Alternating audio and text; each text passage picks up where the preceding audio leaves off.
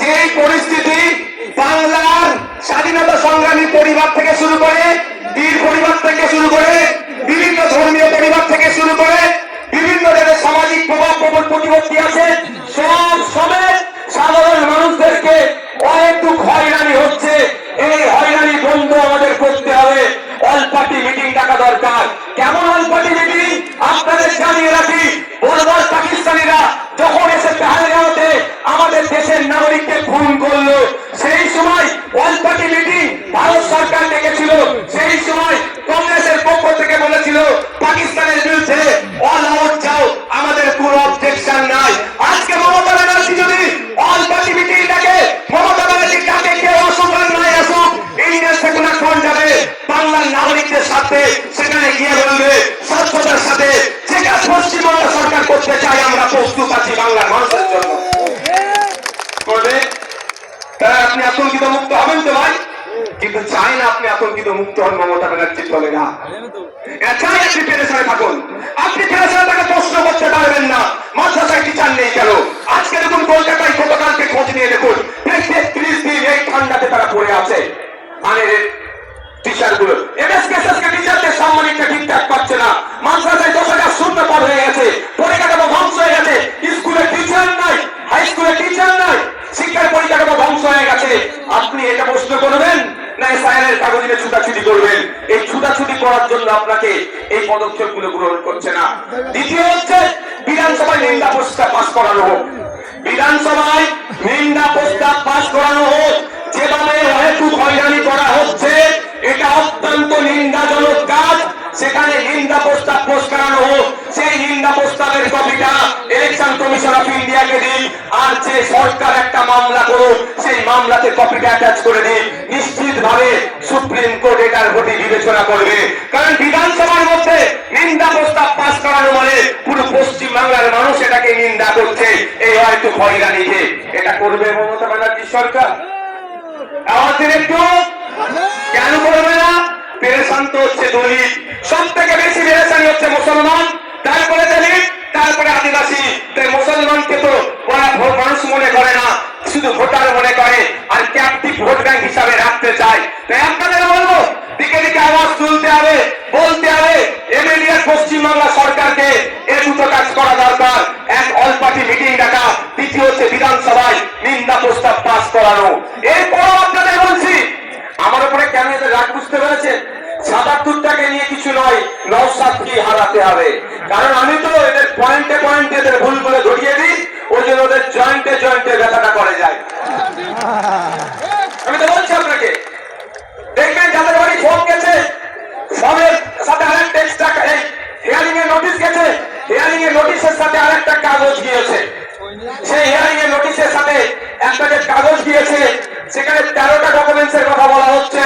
যাদেরকে হিয়ারিং এ ডাকা হচ্ছে এই 13টা ডকুমেন্টস এর মধ্যে কোন একটা ডকুমেন্ট সাবমিট করলে তার হিয়ারিংটা সে পজিটিভ হয়ে যাবে, অর্থাৎ তার অসুবিধা হবে না। এটা বলছে তো। আচ্ছা, আমরা এই এসআইআর নিয়ে এত দুটো মেনলি সমস্যার সম্মুখীন হতে হচ্ছে আমাদের। একটা টাইম লস হচ্ছে, দাঁড়াতে হচ্ছে, অব্যবস্থা করে এই গেটের ওখান থেকে সরে যাবে, গেটের ওখান থেকে সরে যাও, গেট থেকে সরে যাও, দেখতে পাচ্ছ এই সবার উপরে বসো, নিচে বসো, বসো। দুটো জিনিস হচ্ছে তো ভাই। একটা কি আমার অযথা টাইম দিতে হচ্ছে, ওখানে অব্যবস্থা, ওখানে ঠিকঠাক ব্যবস্থা আমরা পাচ্ছি না, ঘন্টার পর ঘন্টা লাইনে গিয়ে দাঁড়াতে হচ্ছে। দ্বিতীয় হচ্ছে আমি আতঙ্কিত, তাই তো ভাই, যে আমার কি হবে। কিন্তু এই 13টা ডকুমেন্টস এর মধ্যে যদি কারো একটা ডকুমেন্টস থাকে সে আতঙ্ক মুক্ত। আমি ঠিক কথা বলছি তো ভাই? আমি ভাই আতঙ্কিত নয় আমার তো নোটিশ পাঠিয়েছে বলে। কেন বলুন তো? আর্টিকেল 326 আমার ভোটদানের স্বাধীনতা। 18 বছরের ঊর্ধ্বে হলে ভোট দিতে পারবো এই ভারতীয় নাগরিক। আমার এটা কেউ কেড়ে নিতে পারবে না। কারো আশীর্বাদে যেমন কেউ অন্যায় ভাবে রাখতে পারবে না, কারো অভিশাপে কেউ অন্যায় ভাবে কেড়ে নিতে পারবে না। যাক আমি আপনাদের বলি, এই নোটিশের 6 নম্বর পয়েন্টে দেখুন কি লেখা আছে। 6 নম্বর বলা হচ্ছে রাজ্যের উপযুক্ত কর্তৃপক্ষ প্রদত্ত স্থায়ী বসবাসের প্রমাণপত্র বা শংসাপত্র, অর্থাৎ পশ্চিমবাংলা সরকার তার কর্তৃপক্ষকে দিয়ে আপনার হাতে যদি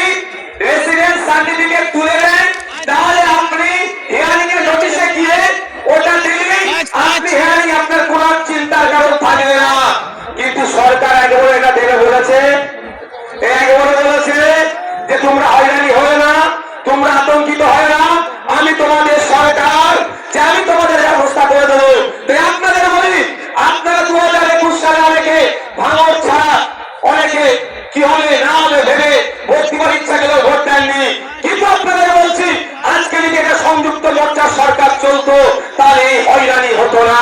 তারপরও যদি হয়রানি করার চেষ্টা করতো, আমরা বাড়িতে বাড়িতে এই রেসিডেন্স সার্টিফিকেটটা তৈরি করে পৌঁছে দিতাম। বাড়িতে থাকো, তোমার বাড়িতে আমরা কাগজ পৌঁছে দেবো। রাজ্য সরকার চাইলে যেভাবে দুয়ারে সরকার করছে, সেরকম বাড়িতে সরকার পৌঁছে দিতে পারতো। খামে ভরে এনাও তোমার রেসিডেন্স সার্টিফিকেট, যাও তুমি গিয়ে হিয়ারিং এর টেবিলে দাও, তোমার হিয়ারিং পাস হয়ে যাবে, তোমার ভয় নেই। এটা করেছে রাজ্য সরকার। জানতে হবে, আমি প্রথমেই বলি, শুভেন্দু অধিকারী আমাকে আপনাকে ভোটাধিকার কেড়ে নেওয়ার চক্রান্ত করছে। চক্রান্ত করলে চক্রান্তের জবাব দিতে হবে তো। কেউ যদি পুনঃহল হয় তাহলে বাঘা তেঁতুল হতে হবে তো ভাই। বাঘা তেঁতুলের ভূমিকা দেখতে পাচ্ছি না। তারপর চলে আসুন 10 নম্বর পয়েন্টে বলছে, রাজ্য স্থানীয় কর্তৃপক্ষের দ্বারা তৈরি পারিবারিক রেজিস্ট্রার। রাজ্য বা স্থানীয় কর্তৃপক্ষের দ্বারা তৈরি পারিবারিক রেজিস্ট্রার 2011 সালে আইসিডিএস কর্মীদের দিয়ে তথ্য তোলা হয়েছিল। এই পারিবারিক রেজিস্ট্রার সেখানে আছে। এই তথ্যটা উঠে প্রথমে গিয়েছিল পঞ্চায়েতে, পঞ্চায়েত থেকে রাজ্যে গিয়েছিল। তার আপনারা বলুন, এই তথ্যটা অলরেডি প্রতিটা পঞ্চায়েতে আছে। এই 10 নম্বর পয়েন্টটা যেটা চেয়েছে এর উত্তর, অর্থাৎ এই যে কাগজ চেয়েছে, এই কাগজটা প্রতিটা পঞ্চায়েতে আছে। রাজ্য সরকার 2023-এ পঞ্চায়েত নির্বাচনে একচ্ছত্র ভোট লুট করেছে। সেই ভোট লুট করতে গিয়ে আমরা আমাদের ভাঙড়ের 3 ভাইকে হারিয়েছি। শহীদ মহিউদ্দিন, শহীদ হাসান, শহীদ রেজাউল কাজী, 3 জনকে হারিয়েছি। শুধু নয়, সারা রাজ্যে আমাদের কর্মীদের অত্যাচার করে, তারা অবৈধ পন্থা অবলম্বন করে আজকে তারা পঞ্চায়েতের ক্ষমতায় বসে আছে, পঞ্চায়েত চালাচ্ছে।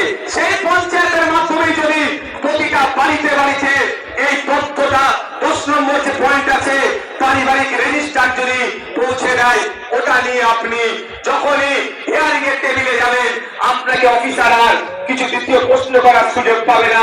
ওটা জমা দেবেন, জমা দেওয়ার পরে আপনার হিয়ারিং কমপ্লিট হয়ে যাবে। তাহলে আতঙ্ক মুক্ত হবে না, হবে না ভাই?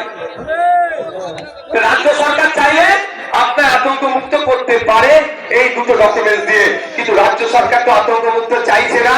যদি আতঙ্ক মুক্ত চাইতো, কোরআন শরীফকে নিয়ে যে অসীম সরকার কুভাষায় কথা বলেছে, তাকে ধরে এতক্ষণ জেলের মধ্যে রাখতো, পুলিশ সুমোটো করতো, তার বিরুদ্ধে ব্যবস্থা নিয়ে এত দূরের কথা, প্রায় 900 মতো অভিযোগ জমা পড়েছে, এখনো একটা এফআইআর হিসাবে ট্রিট করেনি এই রাজ্য সরকার। তবে বোঝা যাচ্ছে আপনাকে আমাকে কি নজরে দেখে। তবে রাজ্য সরকার এফআইআর হিসাবে ট্রিট করেনি বলে ভাঙড়ের বিধায়ক রওশন সিদ্দিকী চুপ থাকবে না। আমি কোর্টে যাচ্ছি 156 সার্কুলার 3 দিয়ে আমি কোর্ট থেকে মামলা করছি অসীম সরকারের বিরুদ্ধে। কিন্তু প্রশ্নটা, আপনারা বাংলার মানুষ, সংখ্যাগরিষ্ঠ মানুষ ভোট দিয়ে সরকার তৈরি করলো, আবার সংখ্যাগরিষ্ঠ মানুষকে রাস্তায় নামতে হবে কেন? আমার এসআইআর গঠনের জন্য। তাহলে সরকারের কাজটা কি? আমি সরকার তৈরি করেছি, আমার বিপদে আপদে, আমার সুবিধা অসুবিধাতে আমার পাশে থাকবে, তার পরিবর্তে আমাকে আরো ঠেলে দিচ্ছে বিপদের দিকে। তাই আপনাদের বলবো, আর আসলেই কি তৃণমূল কংগ্রেস, আসলেই কি তৃণমূল কংগ্রেস এসআইআর থেকে আপনাদের নিস্তার দেবে মনে হচ্ছে? ওয়াকাফ খেয়েছে জানেন তো নাকি? ওয়াকাফকে যেমন আমি আছি হবে, আমি থাকতে হবে না, আমি থাকতে হবে না, আমি থাকতে হবে না, টুক করে রাত্রে কি বললো? ওয়াকাফ মেনে নিল, এটাও মিলিয়ে নেবে। এসআইআর উনি বেঁচে থাকতে হবেন না বলছেন, বলতে বলতে শেষ দিন আপনাকে ডুবিয়ে দিতে পারে। তাই বলছি আপনাদের, আপনার লড়াই আপনাকে লড়ে নিতে হবে, আমার লড়াই আমাদেরকে লড়ে নিতে হবে। তাই ওদের কথা, মমতা ব্যানার্জির কথাই ভরসা করে লাভ হবে না, আমাদেরকে আওয়াজ তুলতে হবে যে ইমিডিয়েট যে পঞ্চায়েতে পারিবারিক রেজিস্টার যে সার্টিফিকেট আছে, সেইগুলো যাদের নামে হিয়ারিং এসছে, তার hearing already supreme court order দিয়েছে, যাদেরকে হিয়ারিং ইস্যু ইস্যু করা হচ্ছে তাদের লিস্ট কি করো, পাবলিশ করো। সেই লিস্ট দেখে দেখে পঞ্চায়েতে পাবলিশ করার কথা বলা হয়েছে। প্রতিটা পঞ্চায়েতে সেই লিস্ট দেখে পাবলিশ করে আমাকে পাবলিশ যেটা হবে আমার বাড়িতে কাগজ পৌঁছে দেওয়া হোক। এই আওয়াজটা আমরা তুলবো তো নাকি গো? তুলতে হবে তো নাকি? ঝিম মেরে গেলে হবে? আর 5 মিনিট বলবো, অসুবিধা আছে? চমকটা কোথায়? চমক আর এনার্জি আছে? কাদের এনার্জি আছে রাখো দেখি তো। এনার্জি আছে তো? এনার্জি আছে তো? ফুল এনার্জি আছে? আর 5 মিনিট বলবো। মমতা ব্যানার্জি এই মুহূর্তে পশ্চিমবাংলার মুসলমানদেরকে সব থেকে বড় যে অভিশাপটা দিয়েছে তার নাম হচ্ছে ওবিসি নতুন সার্টিফিকেট। মমতা ব্যানার্জি প্রতিনিয়ত তার দল বাচ্চানি প্রতিনিয়ত মুসলমান দলিত আদিবাসীদেরকে এক একটা করে অভিশাপ উপহার দেয়। তাই মুসলমান এখন সব থেকে বড় অভিশাপ যেটা পেয়েছে সেটার নাম হচ্ছে ওবিসি সার্টিফিকেট।